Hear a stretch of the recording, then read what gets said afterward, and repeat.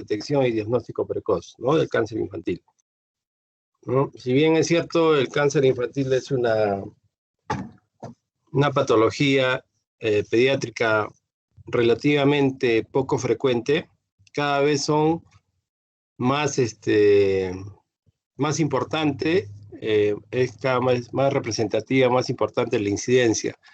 Y sucede que el cáncer infantil tiene un mejor pronóstico en relación a los adultos.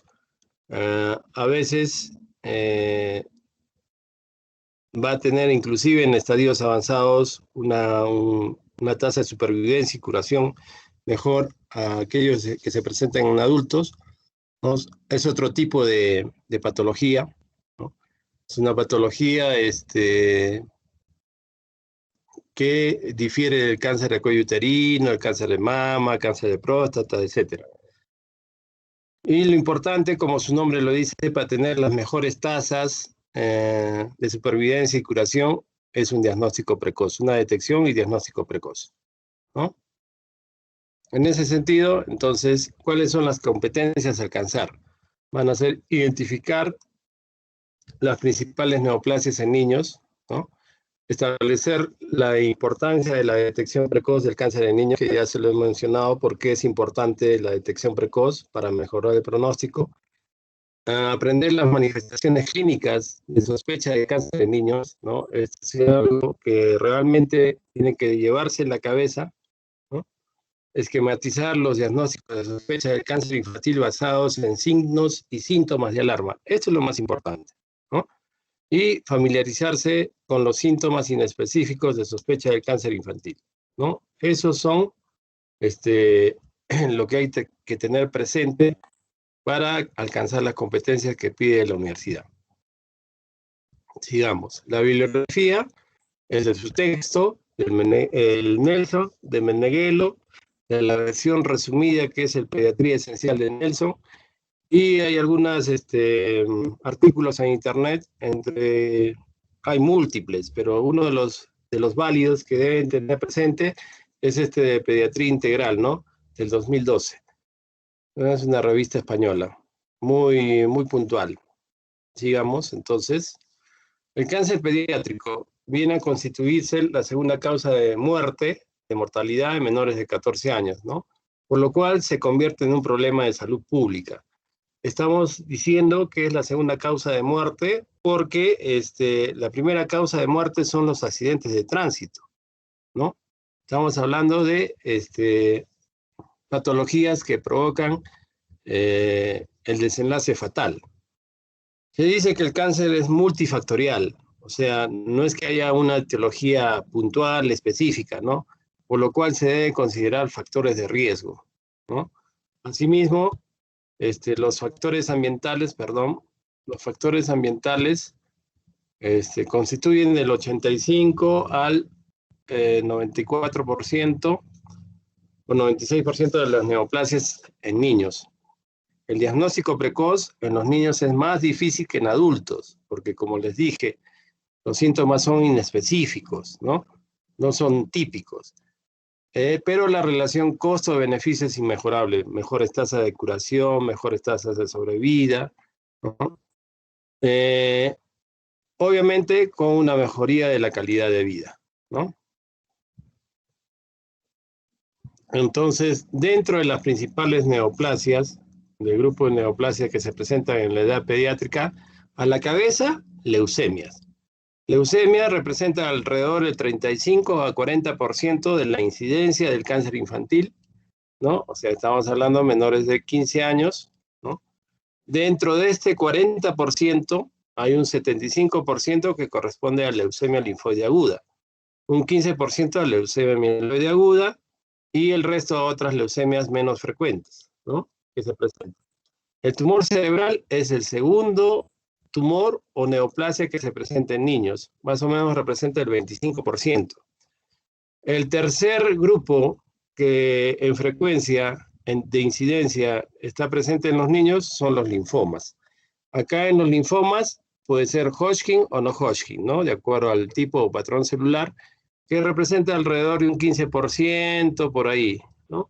Patologías como neuroblastoma en nuestra población, por origen racial, étnico, no es muy frecuente, ¿no? Después vienen ya otros, tipo tumor renal, tumor óseo, retinoblastoma, que es un tumor de la retina inmaduro, sarcoma de tejidos blandos, ¿no? Otros ya menos frecuentes y más raros, ¿no? Sarcoma de Ewing, etcétera.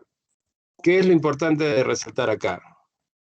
La mayoría de las neoplasias en niños, todas las que ustedes ven ahí, son de células precursoras, o sea, de células primitivas, ¿no? No han completado su maduración, por lo cual tienen un crecimiento rápido, ¿no?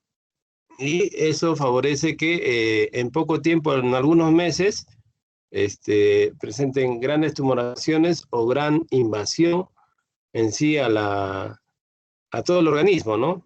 Entonces, eso es importante, es una diferencia importante con lo que son las neoplasias de adultos, que principalmente son de conductos y glándulas, ¿no? Tipo cáncer de cuello uterino, cáncer de mama, cáncer de próstata, que tienen un crecimiento lento y, bueno, después ya se hacen visibles. En cuanto a la etiología, ¿no? Acá es muy importante considerar que no hay una etiología determinada, ¿no? No está definido eso, ¿no? Los trastornos genéticos, no estamos hablando de hereditarios, se asocian a incremento del riesgo de cáncer en la infancia en relación a la población general. O sea, si yo tengo un factor predisponente, puede que tenga una predisposición en relación a la población general de desarrollar un cáncer 2, 3, 6, 10 a 20 veces más, ¿no? Entonces, eso es importante tenerlo presente. Por ejemplo de trastorno genético, síndrome de Down. Síndrome de Down es su factor predisponente para desarrollar leucemia, ¿no? Entonces, ese factor de síndrome de Down tiene 15 a 20 veces mayor posibilidad de riesgo de desarrollar leucemia en relación a la población general. A eso se refiere. Ahora, la etiología, como les había mencionado, es multifactorial, ya que existe una interacción entre la susceptibilidad genética, o sea, hay un territorio en la composición de los genes, de los cromosomas, ¿no? A veces puede haber mutaciones, lesiones, etcétera, y un agente ambiental que va a provocar que determinada célula anormal, ¿no? Tenga características de un crecimiento, digamos, incontrolable, ¿no? No va a estar, no van a llegar a madurar, ni menos a producirse la apoptosis, o sea, la muerte celular programada, y va a estar en crecimiento, lo cual desarrolla las tumoraciones o la invasión en otros órganos, ¿no? Entonces, los factores predisponentes, ¿cuáles son? Ya hemos adelantado algo de los trastornos genéticos, ¿no? Entre ellos síndrome de Down, Fanconi, Bloom, Diamond-Blackfan, en los cuales generalmente van a tener manifestaciones hematológicas. El síndrome de Schwann, Klinefelter, Turner, el cuello alado, ¿no? Que ustedes ya conocen, ¿no? Esta codificación 45X0 en el cromosoma, en este síndrome, la neurofibromatosis, ya la enfermedad definida como neurofibromatosis también podría ser un factor predisponente, alteraciones como inmunodeficiencias combinadas, la ataxia de telangiectasia, el síndrome de Li-Fraumeni, generalmente para neoplasias sólidas, ¿no? Y factores ambientales, ¿cuáles podrían ser? Una radiación ionizante, sí. ¿Cuáles son los tipos de radiación ionizante? Principalmente las que se emiten en el tratamiento con radioterapia, ¿no? Si bien es cierto, muchas veces se utiliza con fines curativos, paliativos, de consolidar un tratamiento de quimioterapia para cáncer, también en determinadas ocasiones, por algún motivo, pueden desarrollar neoplasias a largo plazo, ¿no?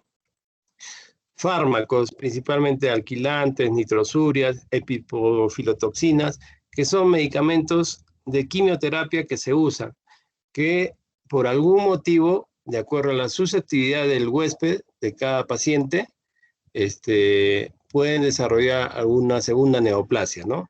A veces muchos relacionados con lo que son leucemias mieloides agudas. Los derivados del benceno, ¿no? También están involucrados, ¿no? Virus, principalmente virus Epstein-Barr, ¿no? HTLV1, menos frecuente, citomegalovirus u otros virus, ¿no? En el caso de los adultos está definido, ¿no? Estos son para la población pediátrica. Por ejemplo, en el cáncer de cuello uterino es el papilomavirus, ¿no es cierto? Eso lo tienen bien claro. En el caso de, póngase, del cáncer de mama, son las mutaciones que se presentan, ¿no? Los BRCA1, BRCA2, que son un tipo de mutación. ¿Hay otras alteraciones genéticas que pueden predisponer a cáncer? Sí. Este síndrome de Beckley-Wiedemann, ¿no? Que es la presencia de macrosomía, hipoglicemia, hepatomegalia, hernia umbilical, ¿no? Macroglosia, eso sí puede darnos un cuadro asociado generalmente a tumores hepáticos o tumores renales, ¿no? Esclerosis tuberosa, von Hippel-Lindau, que son enfermedades raras, ¿no? Scleroderma pigmentosa para cáncer de piel, síndrome de carcinoma basaloide también, obviamente, ¿no? ¿Hay alguna asociación? Siempre cuando hablamos asociación, no es que haya una relación causa-efecto, ¿no? Asociación dice que acompaña, no está comprobada que tenga una relación directa para producir determinado tumor, ¿no? Entonces, asociación de malformaciones, por ejemplo, acá les voy a mostrar lo que son las malformaciones y los trastornos que nos pueden dar. En el caso de las aniridias, ¿no? Que es la falta de coloración del iris, ¿no? Hemihipertrofia, que la mitad de un cuerpo es más grande que el otro. ¿A qué tipo de tumor se pueden asociar? A tumor de Wills, ¿no? Entonces, eso. Después, en el síndrome de Beckley-Wiedemann, todos los síndromes de hipercrecimiento, que ya les he dicho lo que presenta. También se asocia a tumor de Wills, hepatoblastoma, ¿no? Carcinoma adrenocortical, ¿no? Hay otro que son las nefropatías, ¿no? El síndrome de Dennis-Drash, la nefropatía glomerular, el pseudohermafroditismo masculino, un problema genitourinario, también está asociado a tumor de Wills, ¿no? Con otras malformaciones, también hay otras malformaciones que se presentan, ¿no? Y estas son el síndrome de nevus vasocelulares, quiste del maxilar, el hipertelorismo, ¿no? La separación mayor de lo estándar de los ojos, la calcificación de la hoz del cerebro, ¿con qué se relaciona? Con rhabdomyosarcoma, con carcinoma vasocelular, ¿no? También los tumores endocrinos múltiples, ¿con qué se va a relacionar? Principalmente con cáncer de tiroides, neuroblastoma, feocromocitoma, ¿no? Y todo lo que son déficits inmunitarios. Acá hay déficits, ¿no? Relacionados a las gamaglobulinas, ¿no? A, D, E, G, M, ¿no? Que están relacionados principalmente a lo que son los linfomas y las leucemias, ¿no? Entonces, continuamos y tenemos, entonces, acá ya viene la pregunta de cajón y tema de la clase de hoy. Entonces, ¿por qué es importante la detección precoz? ¿Por qué tengo que hacer un diagnóstico precoz? Porque de esta forma, la mayoría de las neoplasias infantiles van a ser curables. También, obviamente, cuando tú detectas en los adultos las neoplasias en estadio precoz, vas a poder obtener un gran pronóstico y posiblemente buenos porcentajes de curación. Estadio precoz significa estadios 1-2, ¿no? Entonces, en adultos hay la ventaja de que puede haber exámenes de tamizaje, despistaje, ¿no? Como son el Papa Nicolau, lo que es el antígeno prostático específico, ¿no? Etcétera. En cambio, en los niños no hay esas pruebas, porque no son tan rápido el crecimiento que tienen, ¿no? Por ser neoplasias embrionarias, que no hay un método específico para detectarlos tempranamente. Pero los signos y síntomas de alarma van a ser lo que van a ponernos en alerta. Entonces, porque el diagnóstico precoz va a reducir la intensidad y la duración del tratamiento, con menos presencia de complicaciones. Un tratamiento con quimioterapia no es un tratamiento sencillo, ¿no? No es darle ceftriaxona, No es darle, porque esos tratamientos máximo son 7 días, ya póngale 15 días con antibióticos y se acabó. Resuelto el problema infeccioso, se fue. En cambio, el cáncer es un problema como una enfermedad crónica. Así lo tienen que entender los pacientes, ¿no? Que tiene una etapa donde se trata de combatir el cáncer para estabilizarlo o eliminarlo, y hay otra etapa en la cual estás en seguimiento y en la cual se pueden presentar recaídas, se pueden presentar complicaciones, ¿no? Entonces, eso es importante tenerlo presente, ¿no? Con el diagnóstico precoz vas a hacer que la presencia de complicaciones sea mucho menos frecuente. Son tratamientos intensos, pero aún así que son más intensos que los adultos, los pacientes pediátricos los toleran mejor. ¿Por qué? Es como si fuese un motor. Un motor de una máquina, de un carro, entre más nuevo es, todas las piezas funcionan bien. En el caso de nosotros, todas las piezas, todos los órganos funcionan bien. No tienen aterosclerosis, no tienen fibrosis, etc.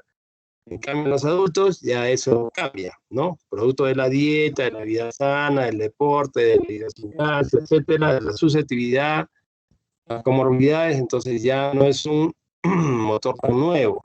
Es un motor que ya tiene cierto recorrido, que ya no responde igual que al inicio, que tiene fibrosis, que tiene aterosclerosis o que tiene comorbilidades, ¿no? Ahí la diferencia.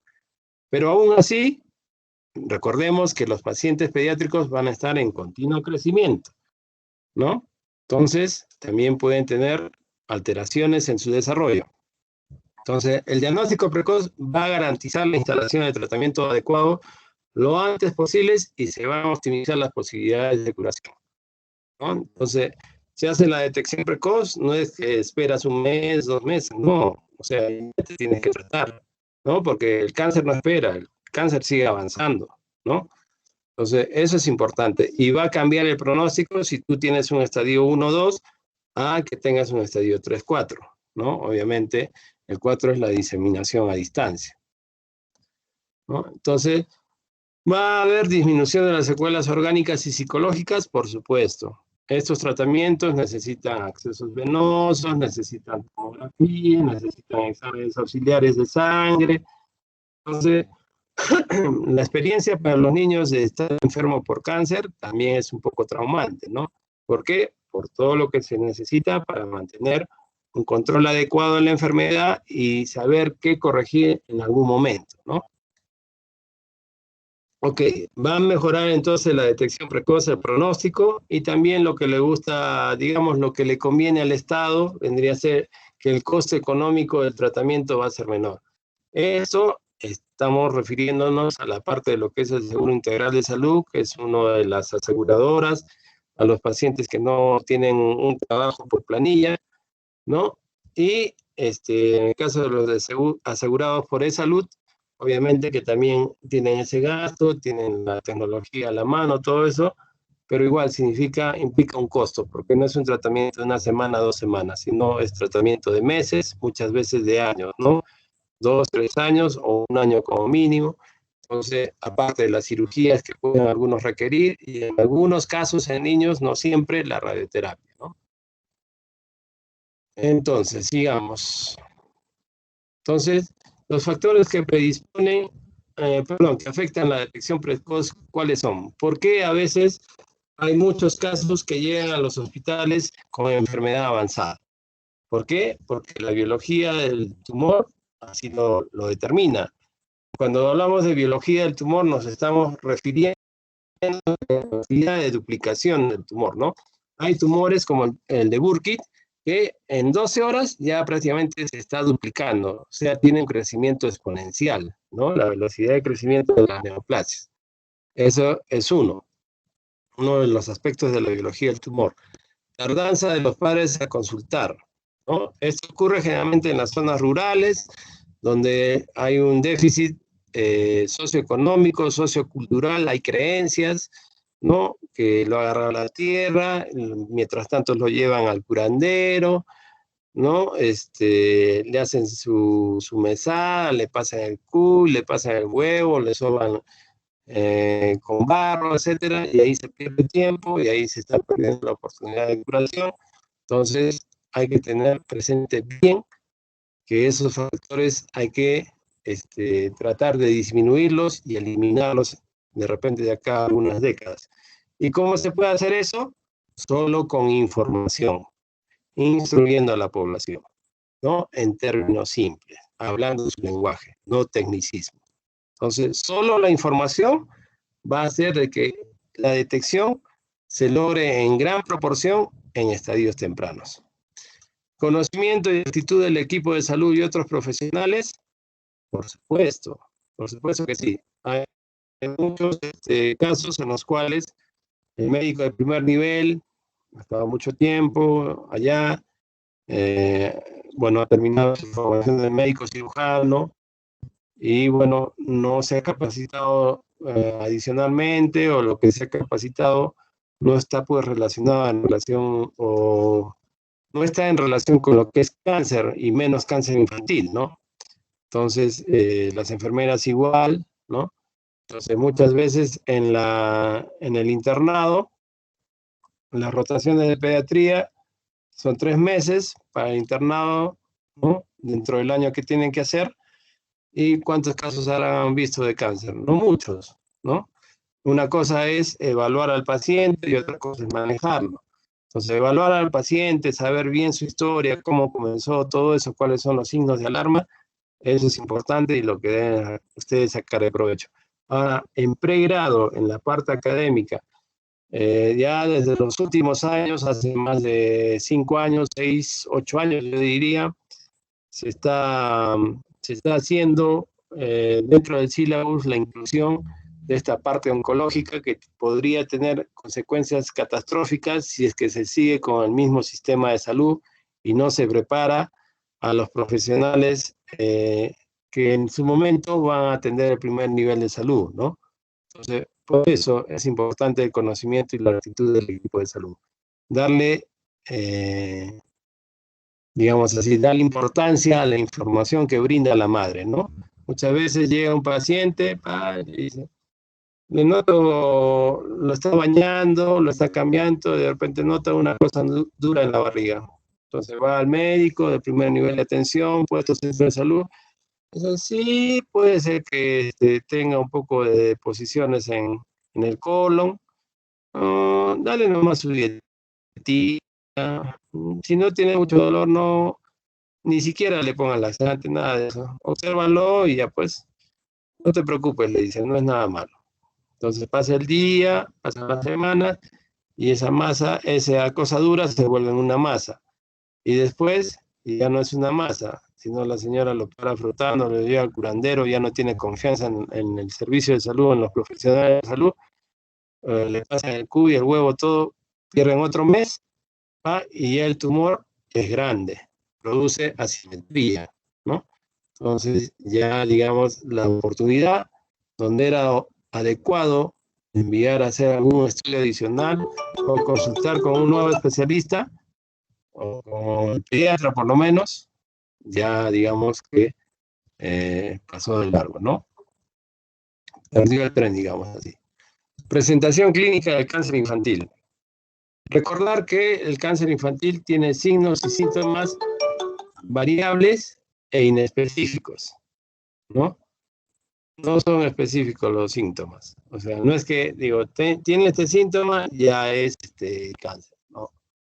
Puede tener dolor de huesos, que se pueden confundir con dolores de crecimiento, puede tener un cólico y dicen, no, simplemente gases, o puede presentarse con una apendicitis y dicen, no, lo operamos todo, tiene dolor en fosa ilíaca derecha, y al final resulta ser un linfoma, ¿no? Tiene origen en estructuras viscerales profundas, parénquima y órganos, que sí, y eso hace difícil la detección oportuna, ¿no? Porque en la cavidad abdominal, una estructura cerrada, hasta que no hay un crecimiento importante que produzca compresión de las estructuras vecinas, no se va a tener una suficiente sintomatología para detectar en forma más precoz, ¿no? Otro inconveniente vendría a ser que los niños pequeños no ayudan a localizar su dolor, porque no definen bien los síntomas en forma clara, ¿no? Otro punto a considerar es que hay variabilidad en la fisiología y biología del paciente, ¿no? El paciente pediátrico, debido a que su organismo se encuentra en crecimiento. Adicionalmente, la velocidad de crecimiento y replicación de los tumores, como son embrionarios, es de reproducción alta, ya inclusive detectándose metástasis al diagnóstico, ¿no? Entonces, ¿de qué dependen los signos y síntomas del cáncer infantil? ¿No? Que es a lo que se debe apuntar, detectar signos y síntomas de alarma, del tipo de cáncer, ¿no? Es distinto un linfoma que tiene muy alto crecimiento a distinto a un patoblastoma, a una leucemia, ¿no? La leucemia, por ejemplo, desde que aparece, ya está en todo el organismo, ¿no? Se genera en la médula ósea, pero es prácticamente considerarlo como una enfermedad sistémica, ¿no? El tipo de cáncer, por ejemplo, un linfoma de Burkitt, cada 12 horas se está duplicando, creciendo. Entonces, depende mucho. Con relación a otras neoplasias, sí, ¿no? Hay una diferencia importante. Localización. La localización tiene que ver de que si hay un tumor en la barriga, en el hígado, en el riñón, en el hueso, ¿no? Es distinto a una localización en el sistema nervioso central. En la ubicación del sistema nervioso central es más discapacitante, ¿no? Un ratito, a ver, un ratito.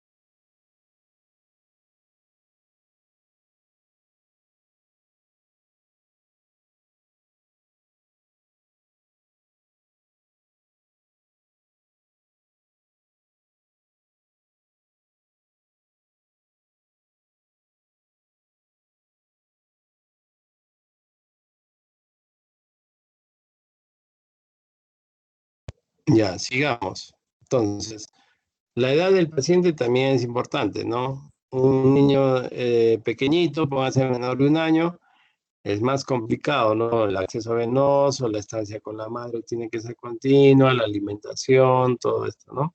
Distinto ya un paciente que, bueno, es adolescente, todo esto, pero la edad del paciente sobre todo determina ciertos tipos de neoplasias, ¿no? Generalmente del hígado, del riñón, del ojo, eso va a estar determinado por la edad del paciente. Leucemias. Leucemia, como les dije, es la primera causa o el primer cáncer pediátrico en frecuencia, ¿no? Es lo más frecuente que hay en niños en tumores. Representa el 35% a 40% de la patología pediátrica en menores de 15 años.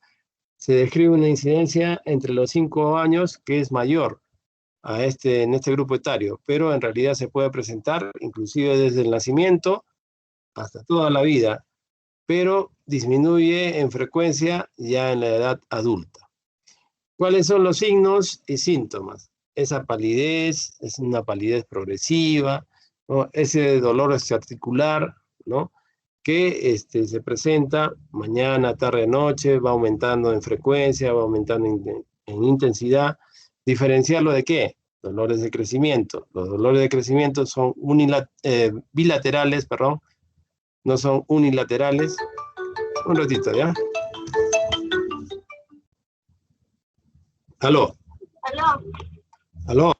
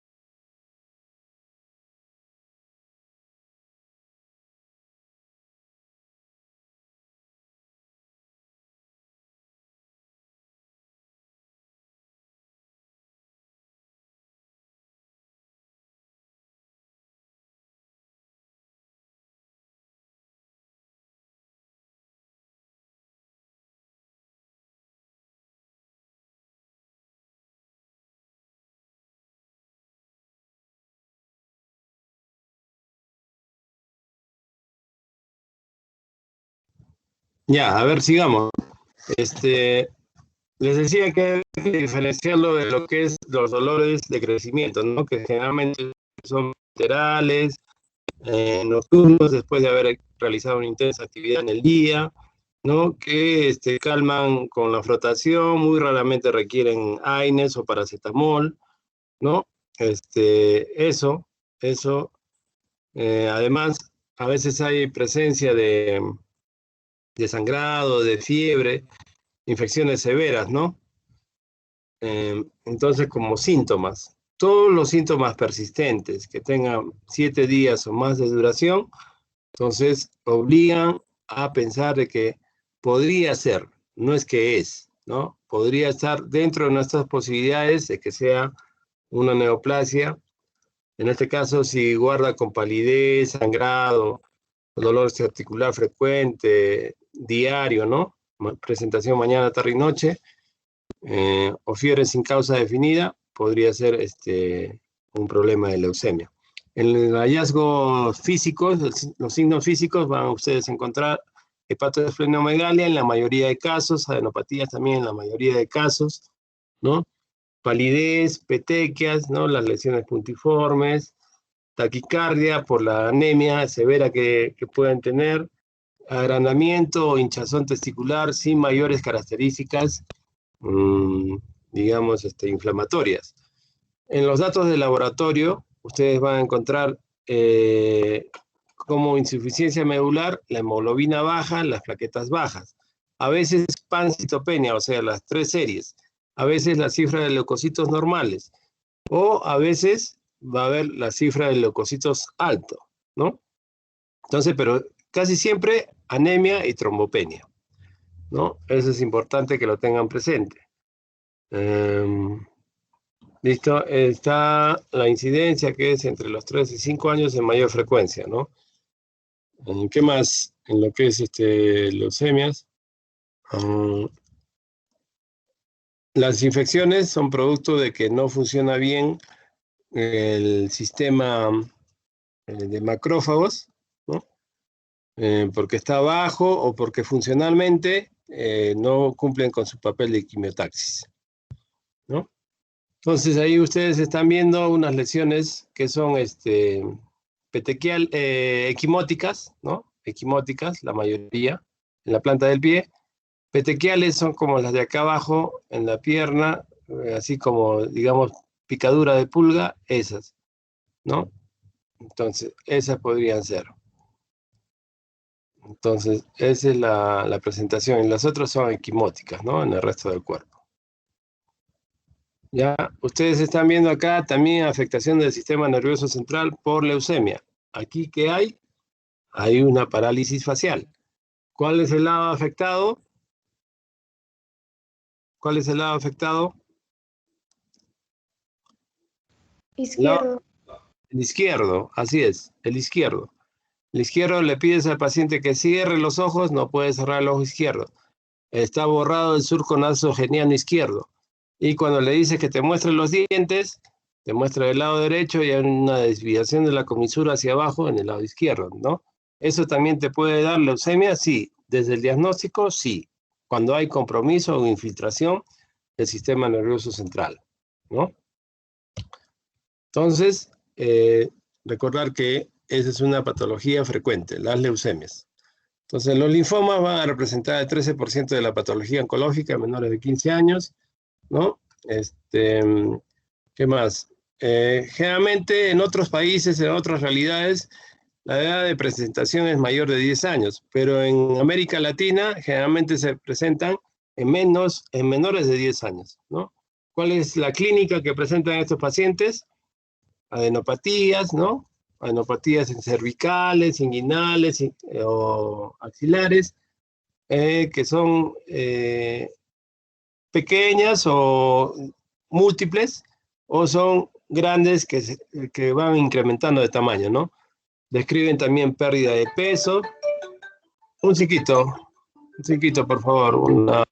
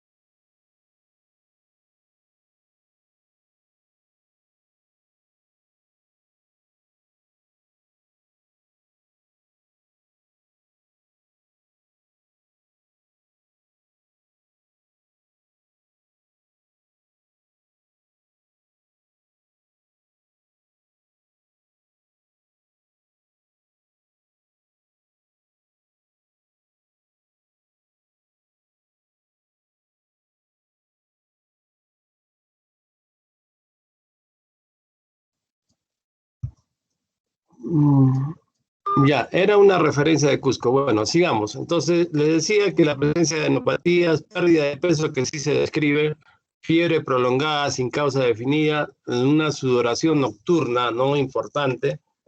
A veces hay prurito en el cuerpo, ¿no? Sin presencia de lesiones, ¿no? Que la produzcan, sin presencia de pápulas, sabones, nada de eso. Simplemente la sensación de necesidad de rascarse, ¿no? La picazón. Dolor o distensión abdominal, sí tenemos. Vómitos también, ¿no? En el examen clínico que hay, adenopatías, masa abdominal, cuadros respiratorios tipo SOF, ¿no? Tipo síndrome obstructivo bronquial, asma, ¿no? Con sibilantes, todo eso. Y van a ver ahora por qué. Presencia de tumor en una ubicación superficial, la presencia de ascitis, ¿no? Dentro de esta gran distensión abdominal, podrían hacernos indicar si es que la evolución es no tan aguda en la posibilidad de que sea un linfoma, ¿no? Entonces, ustedes están viendo ahí en las fotos, por ejemplo, un linfoma abdominal, ¿no? El linfoma abdominal que produce gran distensión abdominal, probablemente con ascitis o de repente visceromegalia. Vean ustedes la parte del tórax, donde hay prácticamente disminución del panículo adiposo, así como también a nivel de los brazos, ¿no? De los bíceps principalmente. Entonces, acá en la segunda foto, la niña con la boca abierta, sacando la lengua. No sé si logran ver de la amígdala a la izquierda un gran aumento de volumen. Lo raro, ¿no? Porque para que haya hipertrofia de amígdalas, generalmente es bilateral, no es unilateral. Entonces, un linfoma del anillo de Waldeyer. Y acá en la niña de abajo, que parece cachetoncita, todo eso, ustedes están viendo que esa niña tiene pues una simetría del lado de la hemicara derecha, ¿no? Donde tiene un linfoma del seno maxilar, ¿no? Entonces, eso es lo que a veces ocurre. Ese conglomerado ganglionar que está en la región cervical izquierda, pues no necesita que ustedes estudien medicina, ¿no? Ese por lo menos tiene unos 4 a 6 meses de evolución. Entonces, prácticamente a 50 metros ya se está detectando. Cualquier persona, el que vende cosas en la calle, se va a dar cuenta, va a decir, ahí hay un tumor, ¿no? Entonces, tener cuidado, ¿no? Probablemente eso antes, con poca evolución de tiempo, hubiese sido lo adecuado recibirlo. Y en relación a lo que son los cuadros obstructivos bronquiales, todo esto, con las dificultades o agitaciones para respirar, ustedes que ven, acá es una masa mediastinal, ¿no? Normalmente la silueta del corazón es así, en forma de una pera, una manzana, un zapato sueco, como quieran. Entonces ustedes están viendo que en el lado, encima del ventrículo aurículo y ventrículo izquierdo, hay una masa grande que es una masa mediastinal que está produciendo todo este cuadro de obstrucción bronquial o dificultad respiratoria. Igual, acá encima, en el lado del lóbulo superior derecho, ustedes ven una gran masa tumoral, ¿no? Y esto es detectado por una radiografía. Entonces, esos pacientes que de por sí no tienen un cuadro muy claro de que tengan antecedente de asma, todo eso, una radiografía, plaque, y no va a hacer que haya sorpresas. Obviamente que no es la norma, ¿no? Lo usual, pero sí puede haber casos. ¿No? Los tumores cerebrales van a constituir la segunda causa de neoplasias en niños y adolescentes, ¿no? Estos tumores tienen una mortalidad global 4.5%, de repente es ustedes una referencia en el extranjero, porque en el país es distinto, ¿no? Pero sí causan una gran morbilidad, ¿no? Se dice que están asociados a síndromes hereditarios en un 5%. En realidad, la patología oncológica pediátrica es de carácter adquirido. Es bien difícil que sea hereditario. Puede haber, sí, pero no es lo más frecuente. Entonces, ¿hay algún signo que es de importancia? Sí, el signo de la cefalea sospechosa. Una cefalea, ¿cuándo es sospechosa? Cuando es de tipo matinal, en la mañana, que se presenta de carácter recurrente, o sea, se presenta varias veces, calma y se vuelve a presentar, calma y se vuelve a presentar. y que sea progresiva, que va aumentando en intensidad y frecuencia, ¿no? Otra causa que esté asociada a vómitos persistentes. Muchas veces, como traducción de la hipertensión endocraniana, son vómitos en escopetazo, ¿no? Que se acompañan de alteraciones neurológicas, por ejemplo, marcha disbásica, ¿no? Tambaleante, aumento de la base de sustentación, ¿no? Eso ya está traduciendo que hay un problema a nivel probablemente de fosa posterior del cerebelo, ¿no? Que controla un poco el movimiento y el equilibrio, ¿no? Cambios de características de una cefalea que se hace leve y después se hace intensa, eso también, pero esto no es solo una vez aislada, ¿no? Sino que ya se presenta en forma algo frecuente, ¿no? Que interrumpe el sueño, eso es muy importante tenerlo presente. A veces en los niños pequeños que no manifiestan de toda la información adecuadamente, entonces hay que ver.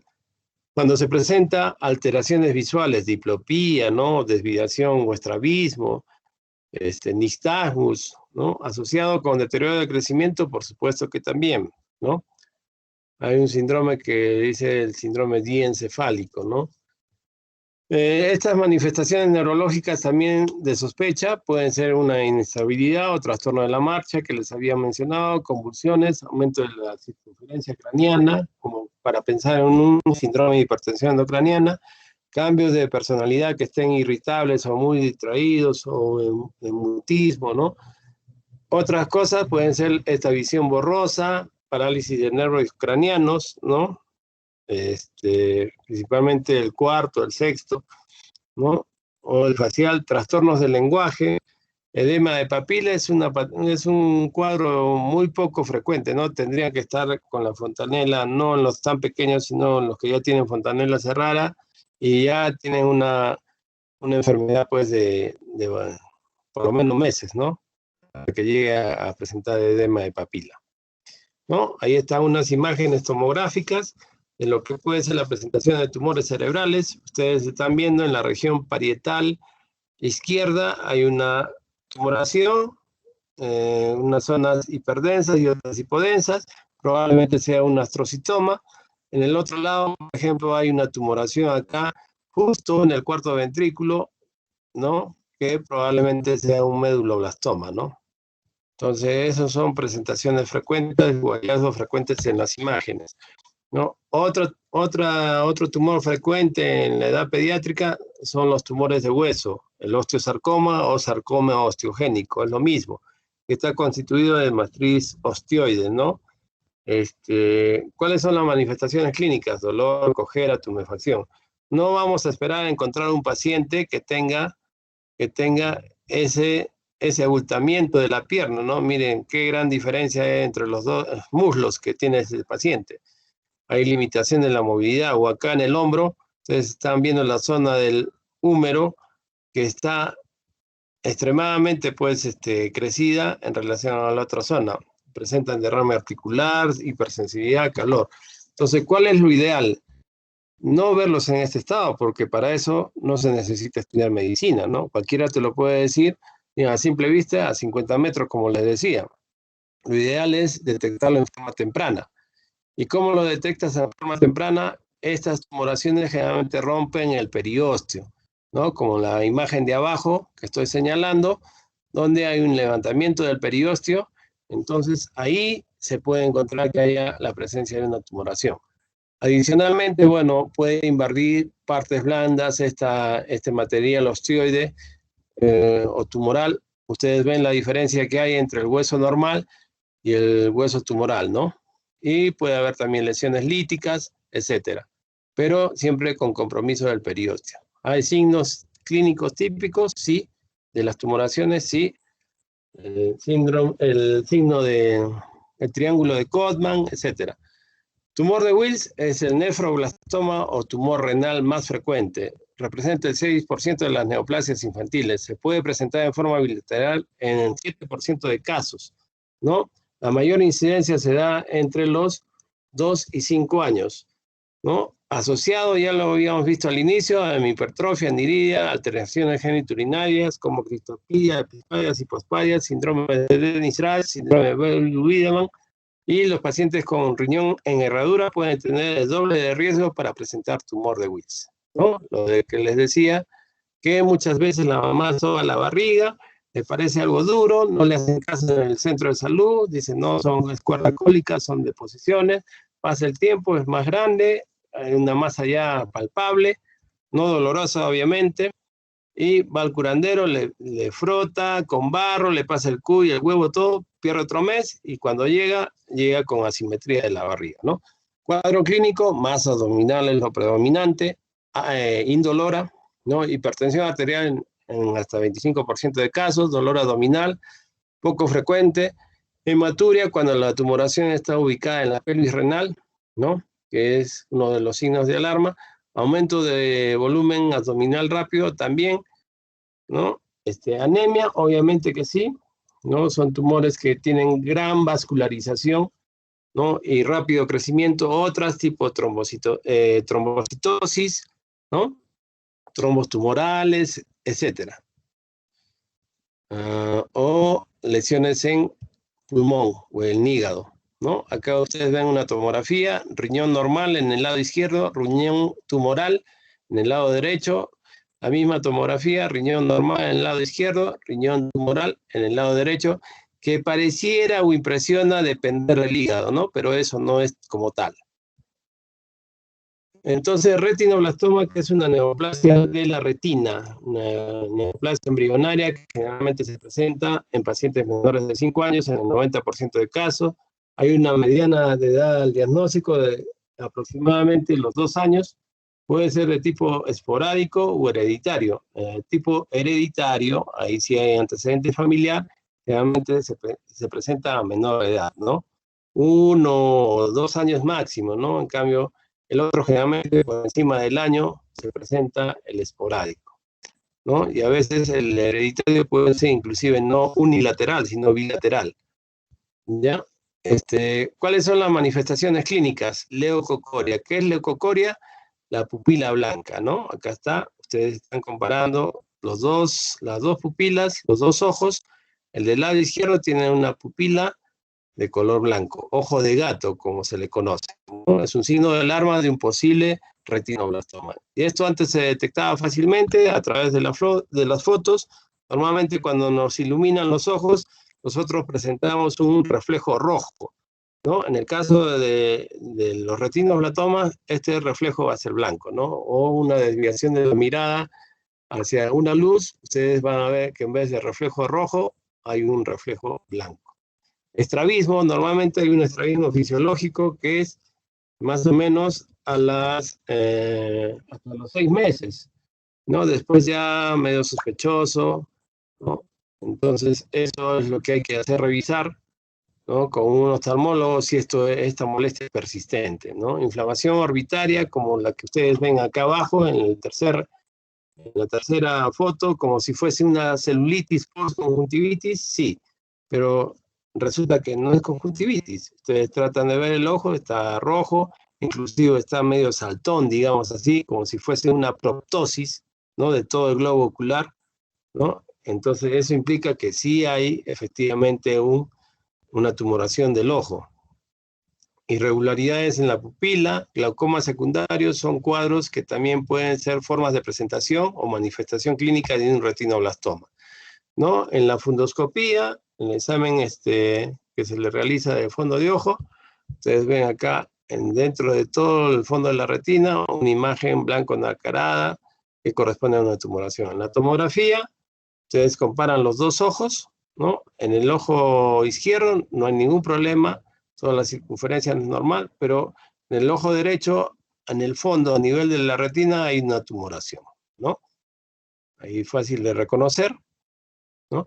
Entonces, como premisa, todo aumento de volumen y características inflamatorias debe hacer sospechar una neoplasia hasta que se demuestre lo contrario, ¿no? A veces se acompañan las neoplasias de cierto grado de inflamación, a veces, pero no siempre. Lo general es que no tenga mucho componente inflamatorio. Todo tumor mediastínico debe ser sospechado una neoplasia también, excepto aquellos tumores, o mejor dicho, aquellas imágenes de los lactantes donde hay la presencia de un crecimiento del timo, una hipertrofia tímica, ¿no? Obviamente la clínica también tiene que ir de la mano con las imágenes, ¿no? Entonces, síntomas y patologías asociadas con cáncer. Si se presenta un paciente con fiebre de evolución de 7 días, unas molestias persistentes, ¿no? Más hallazgo laboratorial de citopenias, ¿no? Anemia, trombocitopenia, todo. Primera opción a pensar, leucemias o linfomas, ¿no? Si se presenta un paciente con anemia, lesiones purpúricas, sea equimosis, petequia, más fiebre, pensar en leucemias, ¿no? Si este paciente o otro paciente presenta dolores osteoarticulares persistentes que tienen una duración pues, de 10 días, 2 semanas en forma diaria, ¿no? Llama la atención, esto puede ser una leucemia, un tumor óseo, un neuroblastoma, que dificulte un poco la deambulación, con mayor razón pedirle una radiografía de miembros inferiores, ¿no? Una simple radiografía. Cojera dolorosa, pensar en tumor óseo, ¿no? Derrame pleural hemorrágico, pensar en linfomas o en leucemias, ¿no? Y hay otros síntomas que pueden presentarse asociados a cáncer, sí. Aquella otorrea, o sea, presencia de secreción no hemorrágica, persistente, o que sea otorragia o hemorrágica. Esto hace pensar en un rhabdomiosarcoma, que es una tumoración del músculo estriado, o histiocytosis, que si bien no está definido como una neoplasia en sí, como un cáncer, sí puede darnos clínica de invasión a varios órganos, ¿no? Puede ser multisistémica y también en muchas ocasiones se trata con quimioterapia, ¿no? La hematuria, si está ubicada en la pelvis renal, tumor de Wills. No digo que sea ya una hematuria, un tumor de Wills, no, sino hay que ver pues la clínica que más tiene, ¿no? La evolución de la enfermedad, hay que ver un examen ecográfico, ¿no? Un examen de sangre, entonces ahí determinamos la cosa en forma más precisa. Si no tienen los elementos necesarios para hacer laboratorio, imágenes y las molestias persistentes duran más de 7 días, 10 días, 15 días y va en forma frecuente, diaria, ¿no? O persistente, entonces tienen que referirlo a otro sitio donde hagan ese descarte. El pediatra, ¿no? Generalmente. Leucocoria o estrabismo, retinoblastoma. Proctosis, o sea, la protrusión del globo ocular, sarcoma, histiocytosis o retinoblastoma, ¿no? Diagnóstico precoz, ¿cuándo se debe sospechar de cáncer? Fiebre de más de 7 días de duración sin causa definida, palidez persistente o progresiva, para leucemia, linfomas en ambos casos, vómitos más de 7 días sin una causa identificada, asociada a cefalea, obviamente hace pensar en un tumor abdominal o del sistema nervioso central. Cefalea que despierta por la noche, intensidad progresiva, cambio de carácter o alteración neurológica, y definitivamente pensar en tumor del sistema nervioso central, ¿no? Dolor óseo o muscular que dure 2 semanas o más y que va en aumento o con aumento de partes blandas que no corresponde al traumatismo recibido, entonces, pensar en un tumor óseo, leucemia, neuroblastoma. Adenopatías que no responden al tratamiento antibiótico. No todas las adenopatías requieren tratamiento antibiótico. Pensar en leucemia, sobre todo si van aumentando de tamaño o van apareciendo más, ¿no? Tos que tiene una duración de más de 15 días sin una causa definida, con estudio radiográfico, es importante ahí. Probablemente encuentren un tumor mediastínico. Estreñimiento que es persistente, no responde al tratamiento en un mes, ¿no? A pesar de dieta con fibra, líquidos, todo eso, pensar en un tumor abdominal. Hematuria ya está descrito, tumor de Wills, dificultad en la micción, rhabdomiosarcoma con presentación de tumoraciones a nivel de lo que es la vagina o la región vulvar en presencia de la tumoración como si fuese un racimo de uvas, ¿no? Dificultad en la misión, leucocoria, estrabismo, ya está, retinoblastoma, ¿no? Entonces, signos y síntomas sospechosos de cáncer en niños. Si nosotros, un cinquito, por favor.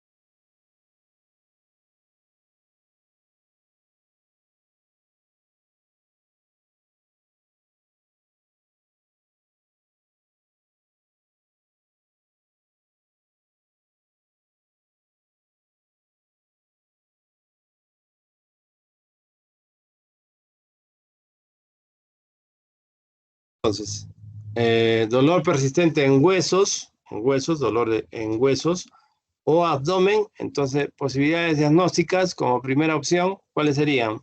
Ustedes mismos, de todo lo que han escuchado. A ver, uno de los 35, leucemias en la cabeza, ¿no? Dolor Leucemia. persistente en huesos, claro, leucemias. ¿Qué más? Dolor persistente en huesos, ¿qué más podría ser? Tumor óseo, ¿no es cierto? Ya. Y si fuese dolor persistente de abdomen, un linfoma abdominal, ¿no es cierto? Entonces, ahí tienen, ¿no? Leucemia, tumor óseo, linfoma abdominal. Este sí está fácil. Fiebre sin causas o por más de una semana. ¿Qué podría ser en primer término? Leucemia. Leucemia, claro. Leucemia. Leucemia. Leucemia o linfoma. Recuérdense, ahí hemos dicho los signos físicos o síntomas, fiebre, ¿no? Sin causa aparente, todo eso. Leucemia, linfoma. Sarcoma de Ewing también, ¿no? Ahora, moretones o sangrado de nariz. Esto está recontra huevo. ¿Cómo se llama? O de encías. ¿Qué sería la cabeza? Ahí está sangrando. A ver. Leucemia. Leucemia, claro. Listo. Crecimiento tumoral o de ganglios. Crecimiento de un Linfoma. tumor. Ah, Linfoma. linfoma a la cabeza. Ya. De ganglios también podría ser ahí rhabdomyosarcoma o crecimiento tumoral, ¿no? En cualquier parte. O neuroblastoma, que es poco frecuente. Picazón en el cuerpo sin lesiones en la piel. ¿Qué hemos dicho? Prurito sin Linfoma. lesiones en la piel. Linfoma cutáneo. Linfoma. Así es. Muy bien. Cansancio fácil, palidez y anemia, huevísimo. A ver, ¿cuál? A la cabeza. De cajón. Leucemia. Leucemia, Leucemia. así es. Pérdida de peso. ¿Con qué está relacionado? Ya lo hemos dicho. Dentro del cuadro clínico, ¿de quién? Linfoma, creo. Linfoma de Hodgkin. Así es. Dolor de cabeza y vómitos por la mañana por varios días. Ya hemos hablado hasta el hartazgo, con imágenes, todo. Tumor Tomografías hemos cerebral. presentado. Tumor cerebral, así es. ¿Ya? Entonces, abdomen que crece rápidamente, ¿qué podría ser? Tumor de Willis. Tumor de... Sí, tumor de Wills. Se supone que es una tumoración del abdomen, ¿no? Tumor de Wills, hepatoblastoma, linfoma, neuroblastoma, etcétera, ¿no? Infección que no mejora, ¿cuál sería? Porque no tiene una buena quimiotaxis, porque hay factores de inmunodeficiencia, etcétera. O que tiene otorrea, salida de secreción por el oído. ¿Cuál sería? Leucemia. Leucemia, leucemia, linfoma, histiocytosis, ¿no? Hay dos signos más, que es acá no hemos visto, por ejemplo, la pupila blanca, o sea, la leucocoria, retinoblastoma, ¿no es cierto? Ya, y la sudoración profusa, nocturna principalmente, que podría estar en relación al linfoma. Entonces, el diagnóstico precoz en los niños va a mejorar el pronóstico. A pesar de que tengan estadios avanzados, las tasas de supervivencia y de curación son mejores que en adultos. Hay una menor mortalidad precoz, el tratamiento menos intenso hace que haya menos complicaciones, ¿no? Haya disminución de secuelas orgánicas y psicológicas, ¿no? Y existe un menor costo económico, ¿no? Que es lo que le interesa un poco al Estado. Pero lo que nosotros nos interesa es que sea el diagnóstico precoz para ofrecerle al paciente las mejores opciones de supervivencia y curación.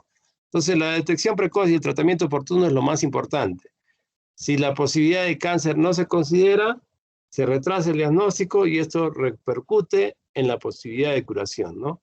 Entonces, como parte del diagnóstico diferencial, no estoy diciendo que de entrada, ¿no? Salvo que vean por un tumor a 50 metros, obviamente, eso es cáncer hasta que se demuestre lo contrario, ¿no? La posibilidad de cáncer, neoplasia, es un diagnóstico diferencial a tenerlo presente. De repente no como primera opción, sino como una segunda, tercera opción, ¿no? Pero tenerlo en la cabeza como esquema, ¿no? Y el sentarse al lado de la cama del paciente, el escuchar a la madre, ¿no? El examinar, eso es muy importante, por ejemplo. Ustedes están al lado del paciente ahora por época COVID, difícil porque tengan tanto contacto con el paciente, pero normalmente no se debe hacer. El escuchar a la madre, conversar con la madre, que es la mejor informante porque está casi todo el día con el niño. Y el examinar completamente al paciente, no solo por un síntoma que refiere, no, le duele acá en el huesito, no, en la cara le duele. No, sino un examen completo a enopatías, visceromegalias, dolor óseo, etcétera, testículos en sus bolsas escrotales, ¿no? La forma de si hay secreción o no en la vaginita, si hay dolor.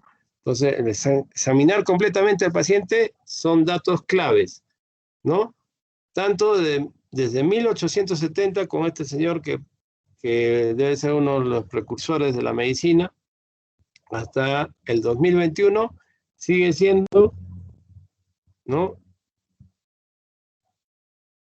el mejor método para un diagnóstico precoz, ¿no? Recuerden, en cáncer infantil no hay método de despistaje, hay signos y síntomas de alarma o alerta para la sospecha de cáncer infantil. ¿Cuáles son? Los síntomas persistentes, los que no te explican o no se alivian con el tratamiento que instauraste, ¿no? Y que son de presentación cada vez más frecuente o de forma progresiva se van intensificando. Entonces, conclusiones. ¿El diagnóstico precoz es posible? Sí es posible, lo hemos mencionado. Hay que tenerlo dentro del esquema mental. ¿El cáncer pediátrico puede simular otra enfermedad? Por supuesto que sí. Puede haber infecciones virales, puede haber cólicos, puede haber apendicitis, puede haber obstrucción intestinal, puede haber un montón de cosas. Puede haber quistes, tumores benignos, puede haber. Entonces, los signos y síntomas del cáncer no son específicos, sino hay que tener en cuenta los signos sospechosos o síntomas sospechosos que produzcan en el paciente cambio de comportamiento. ¿Cuáles son cambios de comportamiento? Irritabilidad continua o retraimiento, que no quieran jugar, que no quieran hacer actividad, ¿no? Porque la vida del niño, inicialmente el pequeño, es jugar. Signos sospechosos, como tumoración palpable en el abdomen, son los primeros detectados por los padres. Los signos descritos, ¿no?, en adultos, no se presentan en niños como signo de alarma, ¿no? No van a estar buscando cáncer de mama, cáncer de cuello uterino, de próstata, no es la patología predominante en niños, ¿no? Eso, chicos, esa es la clase de ahora. No sé si tienen alguna pregunta. Si no, espero haber cumplido sus expectativas. ¿Hay alguna pregunta?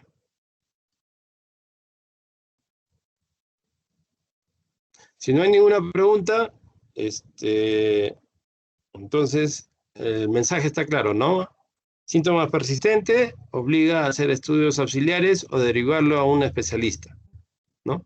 Y esos síntomas persistentes estamos hablando en forma diaria, pues.